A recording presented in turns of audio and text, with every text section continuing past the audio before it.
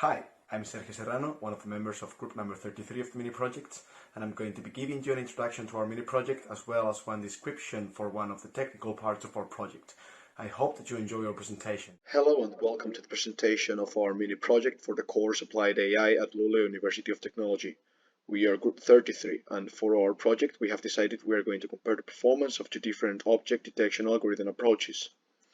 For the first approach we are going to create our own network using PyTorch, and for the second one we are going to use an already existing out-of-the-box architecture Joalo v3.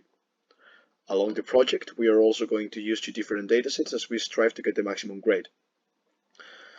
The datasets gotten from this link here, and we are in fact using two different datasets. The full version of the downloaded dataset, and then also a reduced version that only includes a certain kind of samples, with only one object per sample to be detected. So first, I would like to mention that every file that we are going to be using in this demonstration is going to be available in our repository that is also going to be linked in the description of this video.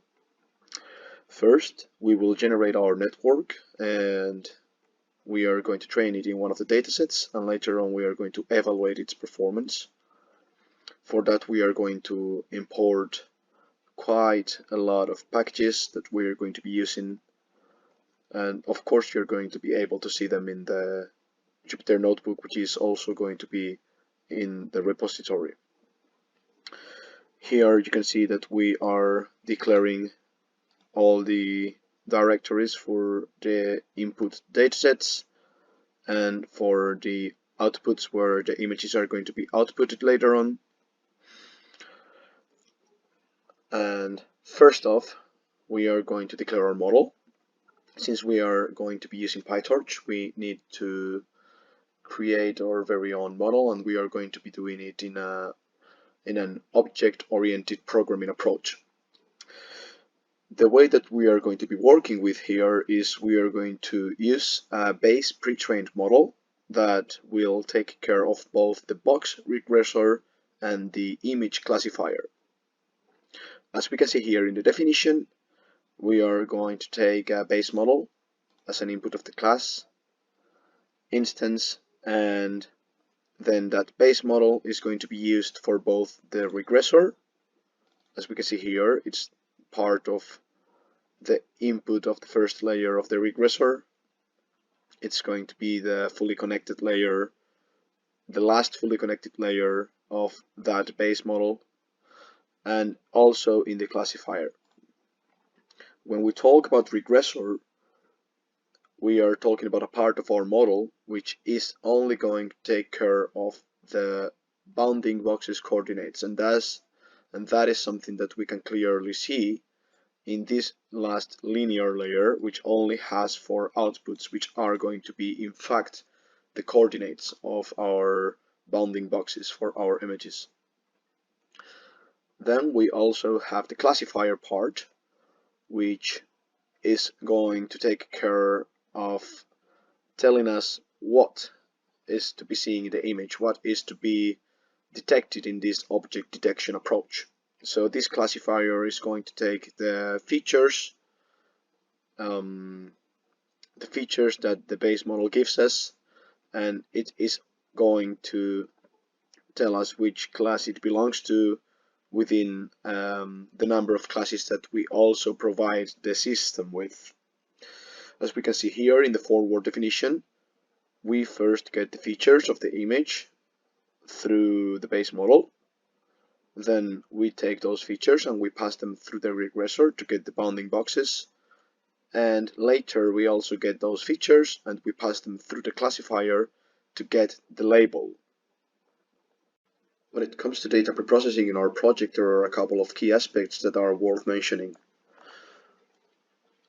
One of the aspects that we would like to mention is how we reduce the dataset to create a secondary dataset for this part of the project. As we have seen previously in the model declaration, in the box regressor, we only have 4 outputs, which belong to just one bounding box. That means that our model is only going to be able to predict or to detect objects in images which only have one object. In our dataset that we have downloaded, we have many images that have more than just one object. And that is where this dataset reducer comes in. It will basically pick all the samples that not only have just one object, but it only has one part within that object, so that it can be used by our network. And that is how we create our secondary dataset that we are going to be using for this part of the project with the PyTorch approach. Not only we create a dataset that only contains samples which are usable for our use case. Basically, that means that they only have one object, but we can also put a limit number on the amount of images that we want to output to put in our reduced dataset. Since we are going to be training this for some epochs and also we are going to be using cross-validation, we don't want this number to be very big, because otherwise it's going to be training for quite a long time, and we have found that training for many instances, it's just going to not converge in the long run. So it's just better to limit the number of instances that we are going to use to 4,000. This is a number that we have found to be perfect for our project, because if we would set more, we are not really gaining much accuracy from it, and if we use less and we try to increase the learning rate or other hyperparameters, we are just going to overfit our network. That being said, here you can also see how we initialize many hyperparameters such as the learning rate, the number of epochs, the batch size, and the loss weights, which are also very important. At the beginning, we tried to increase the loss that the bounding box had, but after many trials, it turns out that it's just better to keep them both at 1. And for the learning rate, we have tried many different values as well. And if we would set this to a higher value, then it just jumps around the minima, so we don't really converge to a good value of the loss. And then the same for the number of epochs. If we would have less than 20 epochs, we don't really get the maximum learning that we can get out of the network. But if we add more epochs, then it just jumps around the minima again. And also something which is worth mentioning is that if you've got an NVIDIA GPU, you are going to be able to train this with CUDA, and that is going to accelerate your training process quite a lot. That is why we are sending the torch tensors to the device in every single step, and if you're lucky, you are going to be able to use your graphics card as the device, and that's going to accelerate the process of training quite a lot. Still with the processing of the data, we are going to instantiate a custom dataset class, which will contain our samples with their labels and bounding boxes. It will have 3 different definitions of functions: the init constructor, of course, the get item, and length. Later on, we are going to create lists to store the data, and we are going to parse the data in our reduced dataset into those lists here. For that, we are going to be using some techniques to look into the XML annotations, and that is going to get the label and the bounding boxes coordinates, and later on we are going to append those values to, of course, the images, labels, and bounding boxes coordinates. We are later on going to convert those lists onto NumPy arrays, because that's going to accelerate the process of pre-processing the data. And later we are also going to split this data into training data and testing data. We are not going to be splitting this data into also a validation set because we are going to use cross-validation, for which we will only need to have a training partition. It is worth mentioning that before performing the split, we also perform a step in which we encode the labels so that instead of strings they are integers. For that we use this label encoder here, and the labels that we output later on are numbers that will go from 0 to whatever amount of labels we have. And finally, what we do here is that we take all those images, labels, bounding boxes, and transforms that we instantiate here using the means and the standard deviation that we declared before, and we instantiate our training datasets and our testing datasets with the corresponding splits that we have also performed before. Last but not least, we can see here that we instantiate the test loader with the test dataset for testing purposes when the network is already trained and we want to see the performance.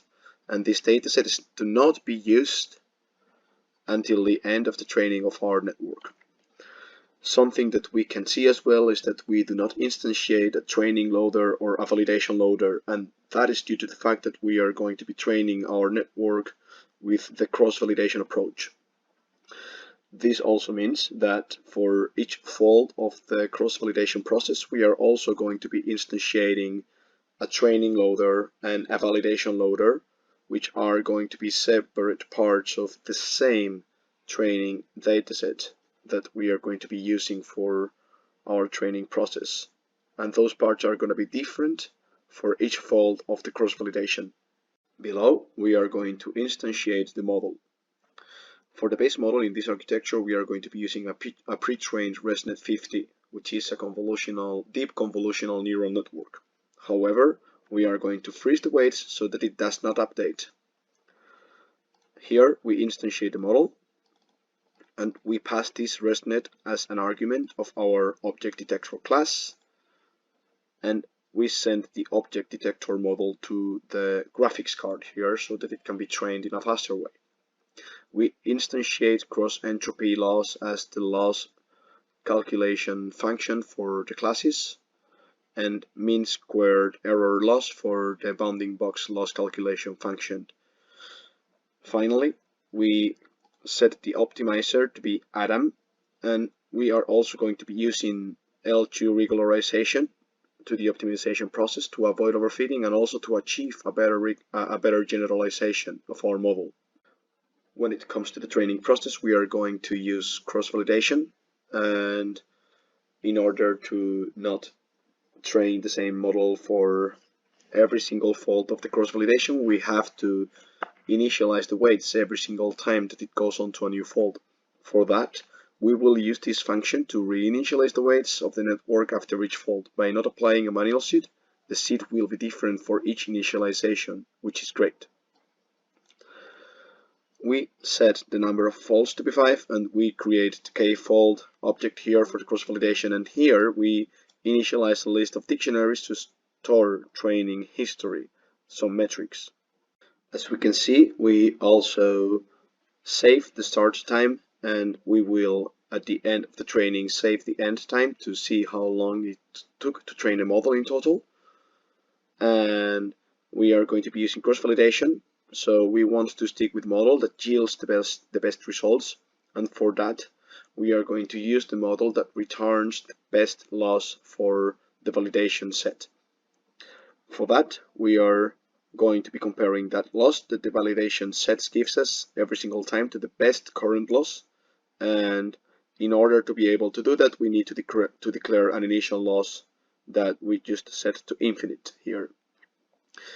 We create some more values here that we are going to be using later on to calculate some statistics. In particular, in this case, it's for the accuracies. That's why we need the training steps and the validation steps.